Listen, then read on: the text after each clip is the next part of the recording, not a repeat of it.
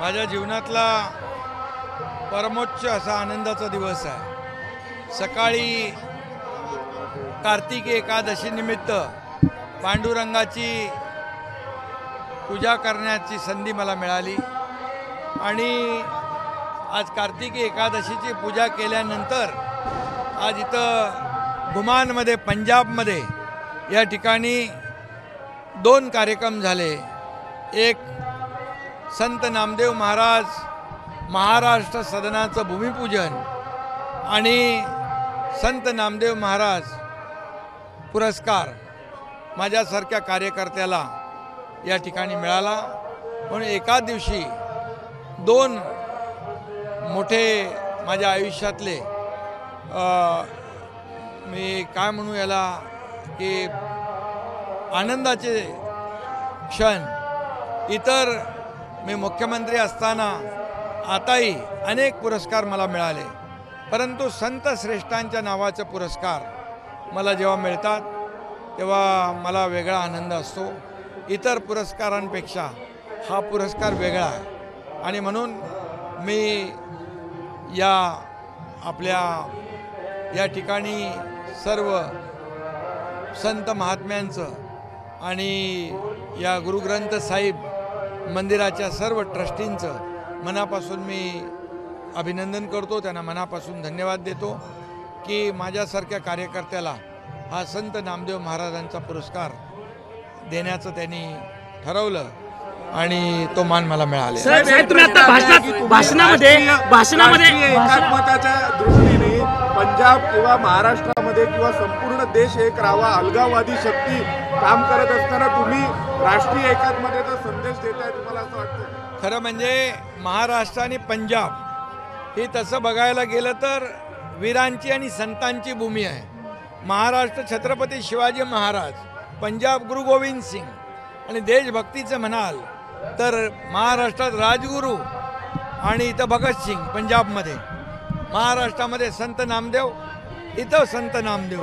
ही जी काही संस्कृती आहे, ही संस्कृती जी आहे ही दुधात साखर अशा प्रकारची संस्कृती आहे आणि महाराष्ट्रात देखील महाराष्ट्र दिलेल्या वचनाला जागतो, तसं पंजाब देखील दिलेल्या वचनाला जागतो आणि म्हणून हे जे काही महाराष्ट्रामध्ये मोठ्या प्रमाणावर शीख समुदाय राहतो आणि पंजाबमध्ये देखील मोठ्या प्रमाणावर मराठी समाज राहतो। मला अनेक लोक भेटले, त्यामुळे हे जे काही नातं आहे हे जे ऋणानुबंध आहेत हे फार पूर्वीपासूनचे आहेत। इथं देखील आपण संत नामदेव महाराजांचा इतिहास आपण पाहतोय आणि म्हणून मी एवढंच म्हणेन की देश अखंड राहावा, देशामध्ये समता, बंधुता, एकात्मता राहावी यासाठी प्रत्येक राज्य जे आहे या राज्यात पंजाबचं जसं महाराष्ट्राचं योगदान मोठं आहे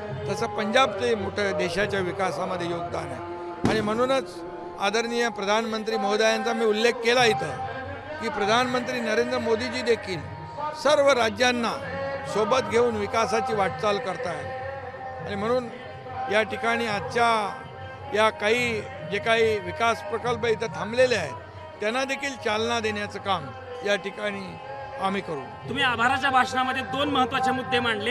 बाळासाहेब ठाकरेंचा तुम्ही एक उल्लेख केला आणि दुसरा तुम्ही असं म्हणाले की मी दिलेला शब्द पूर्ण करतो, म्हणजे महाराष्ट्र सदनाचा दिलेला शब्द तुम्ही पूर्ण करणार आहात का? तो रेफरन्स आहे का त्याचा? बिलकुल पूर्ण करणार, कारण बाळासाहेबांचे विचार, आनंद दिघे साहेबांचे विचार आम्ही पुढे घेऊन चाललो आहे आणि म्हणून मी मुख्यमंत्री असताना दिलेला प्रत्येक शब्द आम्ही पाळला आहे। मी मुख्यमंत्री असताना आम्ही देवेंद्रजी, अजितदादा आम्ही तिघांनी मिळून शेतकऱ्यांची कर्जमाफी करणार म्हणून शब्द दिला, आम्ही निर्णय घेतला आणि त्याचबरोबर बाळासाहेबांनी देखील जेव्हा संकट आलं होतं त्यावेळेस शीख समाजाच्या मागे उभे राहिले, त्याचं रक्षणकर्ते झाले, शिवसेना त्याची रक्षणकर्ती झाली आणि आता इथं संत नामदेव महाराज महाराष्ट्र सदनाचं काम देखील पूर्ण होणार।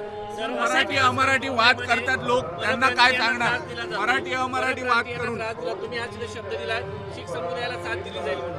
शीख समुदाय गेल्या अनेक पिढ्या मुंबईत महाराष्ट्रात राहतो, ज्या अनेक पिढ्या गेल्या त्यांच्या आणि ते आपल्या मातीशी एकरूप झालेले आहेत. सर त्यामुळे याच्यामध्ये काही लोक जे काही आम्ही कुठल्याही परिस्थितीमध्ये याच्यामध्ये राजकीय किंवा राजकारण आणू इच्छित नाही. आमचं विकासाचं राजकारण सुरू आहे, डेव्हलपमेंटचं राजकारण सुरू आहे. एबीपी माझा, उघडा डोळे बघा नीट.